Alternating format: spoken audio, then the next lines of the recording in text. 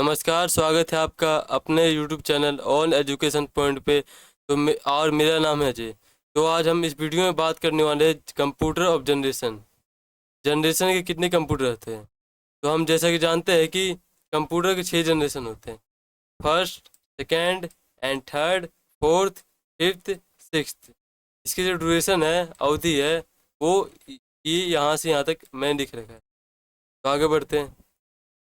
तो बात करते हैं फर्स्ट जनरेशन ऑफ कंप्यूटर के बारे में। तो फर्स्ट जनरेशन ऑफ कंप्यूटर पहला ऐसा कंप्यूटर जो बनाया गया था कैलकुलेशन के लिए। ऐसा दिखता है कंप्यूटर। तो इस कंप्यूटर की ड्यूरेशन क्या थी, पीरियड क्या था? तो ये 1940 से 1956 के बीच में था। और इसके फादर फर्स्ट जनरेशन कंप्यूटर कौन थे? चार्ल्स बेबेज थे। ये कंप्यूटर इनके द्वारा डिजाइन किया गया था, बनाया गया था। और इस कंप्यूटर के ये कंप्यूटर एक रूम में फिट होता है क्योंकि ये बहुत बड़ा होता है।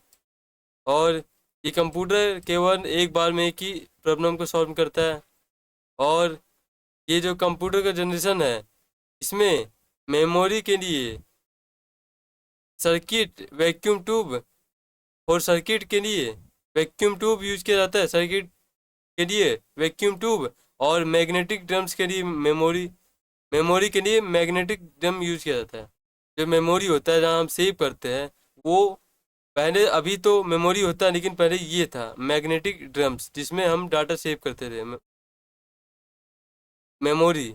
और वैक्यूम ट्यूब जो सर्किट होता है आजकल में, उसके बदले में, क्योंकि सर्किट बहुत छोटा होता है लेकिन वैक्यूम ट्यूब बहुत बड़ा होता है क्योंकि इसमें लगा है, इसलिए इसका साइज बड़ा है।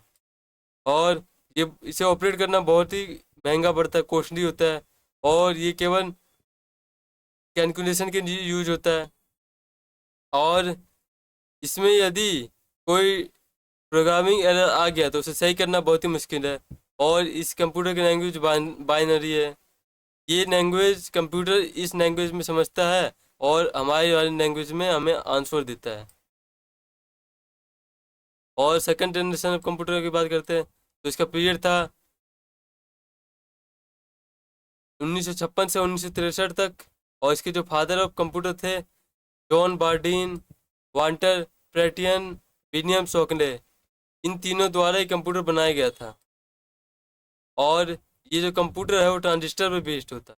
ये रहा ट्रांजिस्टर जो बहुत छोटा है, जिसके रीजन से ये कंप्यूटर बहुत ही छोटा बना। पहले के कंप्यूटर में वैक्यूम ट्यूब था इसलिए वो बड़ा बना, लेकिन इसमें ट्रांजिस्टर है तो ये छोटा कंप्यूटर। तो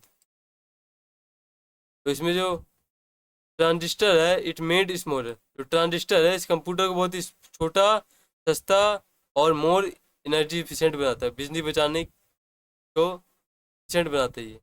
इसकी वजह से बिजली की बचत होती है कंप्यूटर चलाने में, ज़्यादा बिजली खर्च नहीं होता। और ये जो कंप्यूटर है इसकी लैंग्वेज है असेंबली लैंग्वेज। और इसकी जो वो है, यदि इसके अंदर कोई internal part, sensitive part damage हो जाता है तो इसे सही करना सही आसान है। लेकिन कई बार ऐसे कंप्यूटर में जो इंटरनल पार्ट होते हैं उन्हें डैमेज होने का खतरा बहुत ज़्यादा रहता है। और इस कंप्यूटर का साइज बहुत ही छोटा है और इसे ऑपरेट करना बहुत ही सस्ता पड़ता है हमें। इसमें ज़्यादा बिजली भी नहीं आता, खर्च नहीं लगता। और इसकी जो प्रोसेसिंग है बहुत ही स्पीड है, फास्ट प्रोसेस करता है ये। तो आगे बढ़ते हैं और बात करते हैं थर्ड जनरेशन ऑफ कंप्यूटर की। ऐसा कंप्यूटर जो, इसके जो पीरियड है 1964 से 1971 के बीच में, इसके अंतराल में, इसके पीरियड में ये कंप्यूटर चला। और इसके जो फादर ऑफ कंप्यूटर है वो जैक किनबाय एंड रॉबर्ट नॉइस है। इसके इन दोनों के द्वारा ये कंप्यूटर बनाया गया था, इसलिए इन्हें फादर ऑफ कंप्यूटर कहा जाता है। फादर ऑफ कंप्यूटर का मतलब होता है कि जिन्होंने इस कंप्यूटर को बनाया है, जिसने इस कंप्यूटर की खोज किया, आविष्कार किया। और अगला पॉइंट है अपना, ये पहला ऐसा कंप्यूटर है जिसके साथ कीबोर्ड और मॉनिटर का यूज किया गया था। वरना इससे पहले कीबोर्ड का आविष्कार नहीं होता, मॉनिटर का आविष्कार नहीं होता। लेकिन थर्ड जनरेशन कंप्यूटर में 1964 से 1971 के बीच में कीबोर्ड और मॉनिटर का आविष्कार हुआ, जिससे कि कंप्यूटर के साथ कीबोर्ड और मॉनिटर को जोड़ा गया। और इसकी जो लैंग्वेज है ह्यूमन रीडेबल, मतलब कि ऐसी लैंग्वेज जिसमें ह्यूमन रीड कर सकता है। ये कंप्यूटर की प्रोसेसिंग लैंग्वेज भी है या अंडरस्टैंडिंग लैंग्वेज भी है, लेकिन ये इसी लैंग्वेज में हमें जवाब देता है प्रोसेस करने के बाद। और ये है बहुत ही फास्ट स्पीड है इसकी, इंक्रीज स्पीड, मोर इफिशिएंसी। इसमें सर्किट लगा होते हैं इंटीग्रेटेड सर्किट, जिसकी कारण ये बहुत स्पीड है और इफिशिएंसी है। और ये जो कंप्यूटर है वो इंटीग्रेटेड सर्किट पर बेस्ड है। इस सर्किट से ही ये कंप्यूटर ऑपरेट चलता है। क्योंकि सर्किट बहुत छोटा है तो ये कंप्यूटर भी बहुत स्मॉल है। सर्किट्स की वजह से ये कंप्यूटर बहुत स्मॉल हो पाया। और इस जनरेशन कंप्यूटर का एग्जांपल है IBM 360, TDC 6400। और जो इसके अंदर सिंगल चिप लगी होती है component became smaller in size as more component were secured onto the single chip। में जो सिंगल चिप लगी होती है उसकी वजह से इसका जो साइज है बहुत ही छोटा बन पाया। जो मोर कंपोनेंट छोटे कंपोनेंट है वो एक चिप में हो जाते हैं तो इसका साइज वो छोटा हो गया।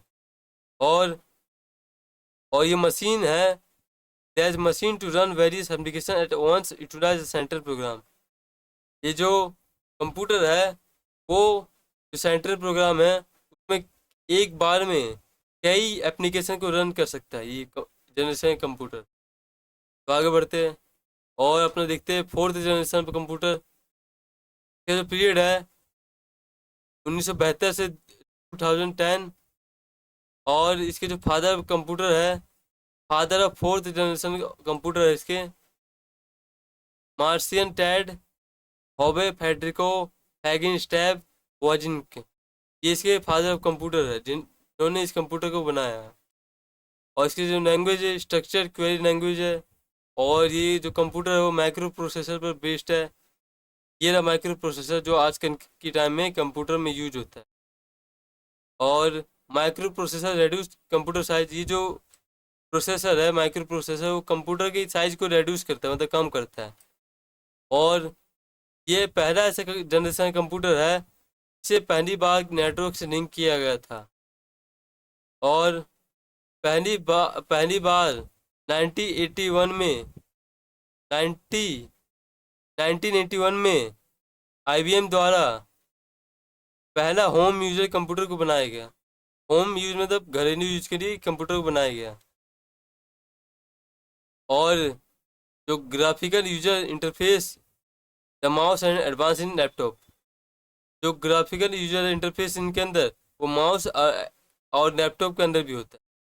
और ये जो माइक्रो प्रोसेसर है वो भी लैपटॉप के अंदर होता है। और जो पर्सनल कंप्यूटर लैपटॉप और मेड यूज फॉर, जो पर्सनल कंप्यूटर होता है लैपटॉप होता है उन सभी को बनाने में माइक्रो प्रोसेसर का यूज किया गया। तो आगे बढ़ते हैं। तो फिफ्थ जनरेशन कंप्यूटर, इसका जो पीरियड था 2010 और 2020। और इसकी जो लैंग्वेज है नेचुरल लैंग्वेज है। और ये जो एप्लीकेशन है वो आर्टिफिशियल बेस्ड है, आर्टिफिशियल नॉलेज बेस्ड है, AI बेस्ड सारे सिस्टम हो गए हैं फिफ्थ जनरेशन ऑफ कंप्यूटर में। और ये जो फिफ्थ जनरेशन ऑफ कंप्यूटर है वो रोबोट बेस्ड होता है। इसका जो कंसेप्ट है वो रोबोट पर बेस्ड है। जिस प्रकार एक रोबोट काम करता है उससे ये कंप्यूटर काम करता है, इस जनरेशन कंप्यूटर काम करता है। और इसके जो साइज है बहुत वेरी स्मॉल है। और इसमें आपने देखा होगा कि CPU भी आ गया, सेंट्रल प्रोसेसिंग यूनिट भी इसमें ज्वाइंट हो गया है, पहले ये नहीं था। और इसका जो प्रोसेसिंग है बहुत स्पीड है और ये बहुत तेज काम करता है। ये जो समझता है नेचुरल लैंग्वेज में समझता है, वो भी ये जो भी प्रोसीड करता है वो नेचुरल लैंग्वेज में करता है और समझता भी नेचुरल लैंग्वेज में है। जब हम कंप्यूटर को इनपुट देते हैं तो इस लैंग्वेज समझ कर हमारी लैंग्वेज, जो जिस लैंग्वेज में हम अंडरस्टैंड करते हैं उस लैंग्वेज में हमें आंसर मिलता है। और include AI in this computer generation, इस कंप्यूटर जनरेशन में AI होता है, AI इंक्लूड है इस जनरेशन के कंप्यूटर में। और सिक्स जनरेशन ऑफ कंप्यूटर, इसका जो पीरियड था 2020 से 2026 जो अभी चल रहा है अब तक है। और ये नैनो टेक्नोलॉजी पर बेस्ड है। और ये कंप्यूटर तीन तरीके से हम डिफाइन कर सकते हैं, जिसके अंदर आर्टिफिशियल ब्रेन हो, इंटेलिजेंट्स हो, एरा इंटेलिजेंट कंप्यूटर हो। ये इस जनरेशन के कंप्यूटर में ये तीनों हैं। और ये जो कंप्यूटर होता है ये AI द्वारा ज़्यादा ज़्यादातर चलाया जाता है, रन एआई द्वारा किया जाता है। और इस कंप्यूटर की लैंग्वेज नेचुरल है, और ये के हिसाब से खास बात है कि नैनो टेक्नोलॉजी पर बेस्ड है। और तो आगे बढ़ते हैं। तो ये था हमारा आज का वीडियो। यदि आप हमारे चैनल पर नए हो तो सब्सक्राइब करें, कमेंट करें और लाइक करें। तो आज के लिए इतना ही।